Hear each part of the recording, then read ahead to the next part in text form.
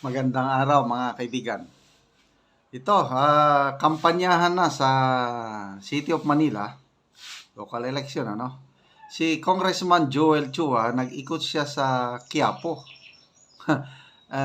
Ang dami palang mga Duterte supporters dyan, mga kapatid nating Muslim, na bidyuhan nila habang umiikot si Congressman Joel Chua, yung pangunahing kongresista na nag-imbestiga kay BP Sara, yung kanyang confidential fund. Nako, sinisigawan ng Duterte. Ito, nakakatuwa.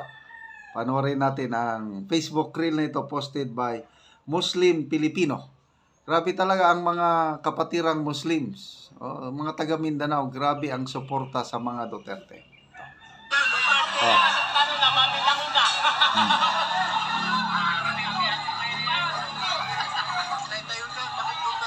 Duterte ang sinisigaw.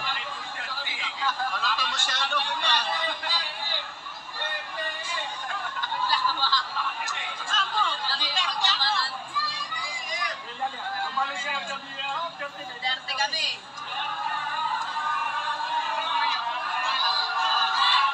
Oh. Duterte. May sumasagot din ng BBM.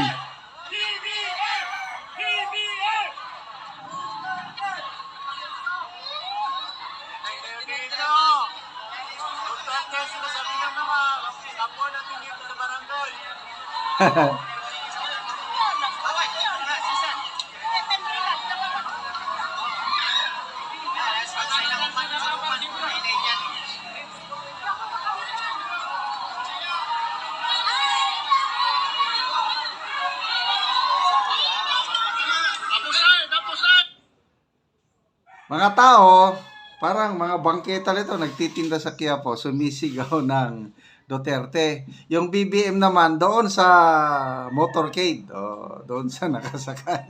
Ay, nako, kahit saang magpuntang lugar, hindi mo talaga mapigilan ang mga tao pagsigaw kung ano yung nasa loob nila. Kumakalat ngayon sa Cebu, viral na viral, sa isang gathering, nandun ang governor ng Cebu, si Governor Gwen Garcia.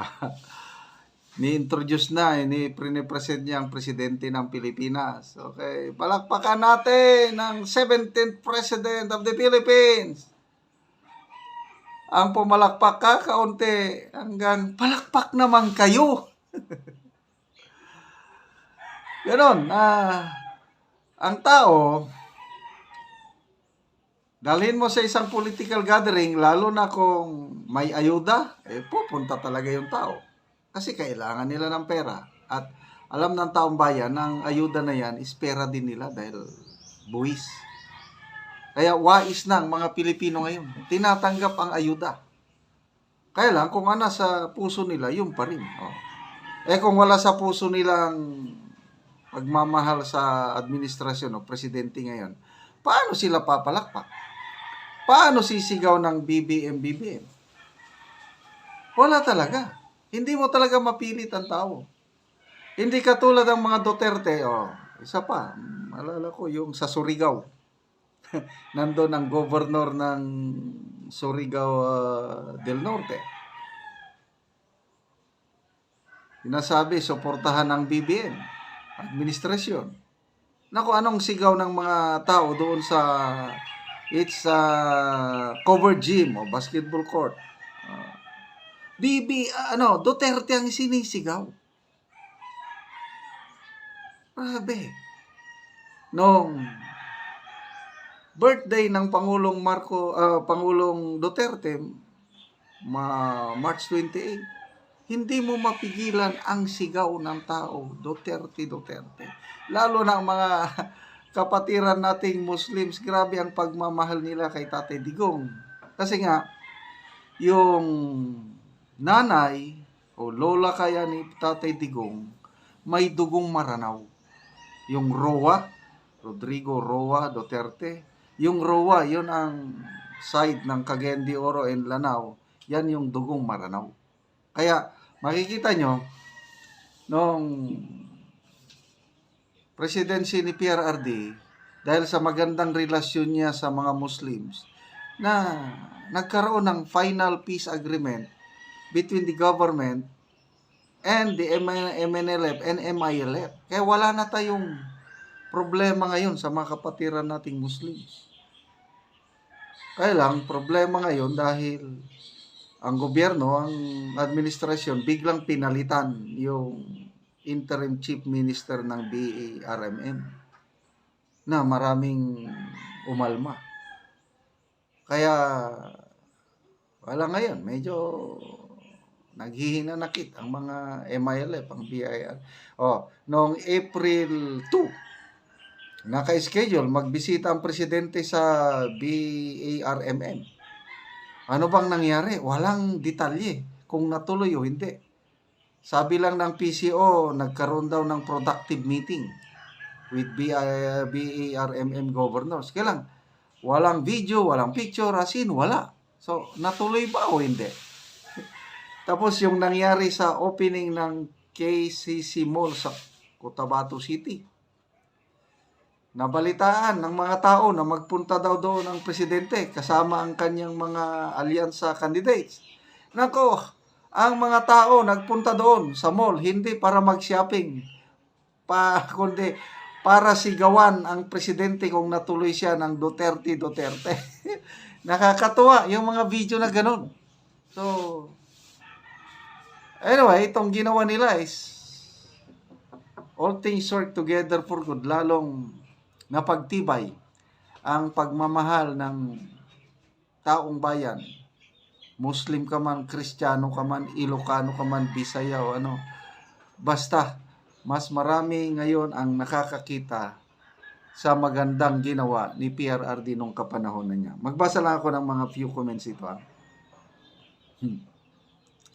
Joy Enriquez, sabi niya, kailangan po sa 2028, isa sa mga Duterte ang presidente ulit po.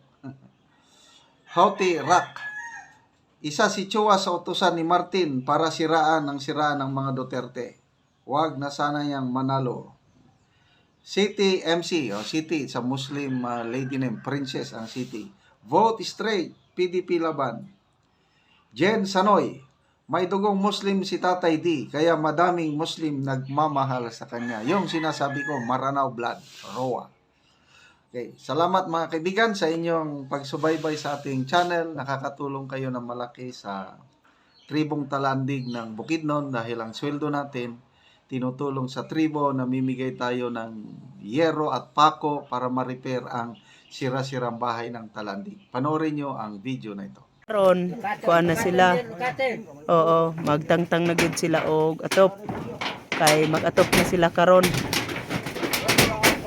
Og ila na tong kuhaong kadtong ilang atop nga tulok na.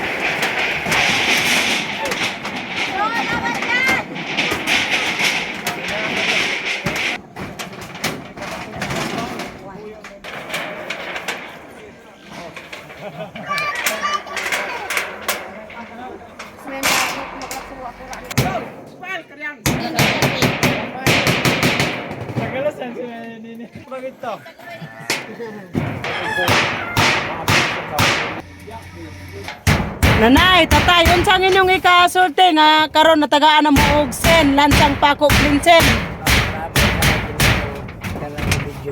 Oo. Salamat. Nagamig sen. Oo. Namo. Oo. Salamat sa inyo ha. Oo. Naghatag mo sa sen. Oo, karon bago na inyong atop. Karon amo ang atop. Oo. Kay natagan mig Oo. Salamat sa salamat na. Salamat sa naghatag amo. Karon nakabalay na mo. Di na mo matuluan.